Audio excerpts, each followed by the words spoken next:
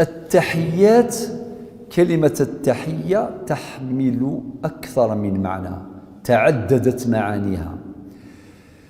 سعى المعنى الأول معناه السلام. السلام، أحيي فلان تحيتهم فيها سلام. أتحيض يون تسلمض فلاس. التحيات من معانيها السلام، والسلام ذي التحية، وكذلك تسلويث ذي لهنا تحيات سلام لا بي لهنا تلويث. كذلك يسعى المعنى السلامة، ماشي السلام، السلامة.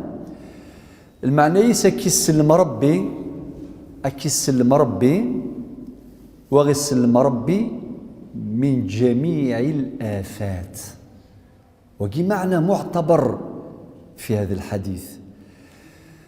يقول ما إلا ينجث ربي، يسلميث ربي من الآفات الظاهرة.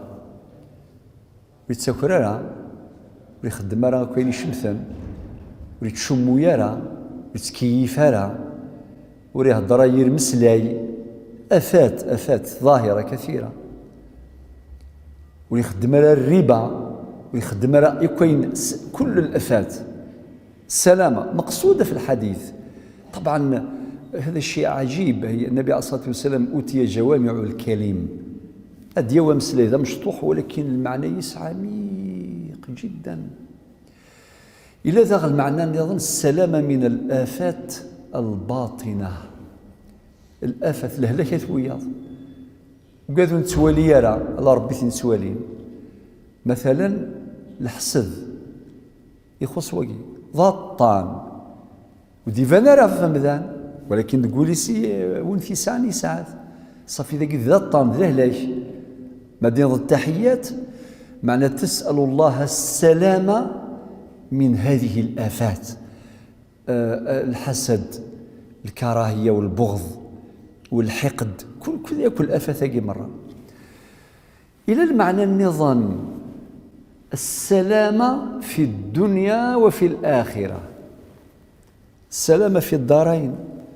يكون قرن قبيلي يفني في ربي لهنا نغثلويث ذي السنث ثذرين.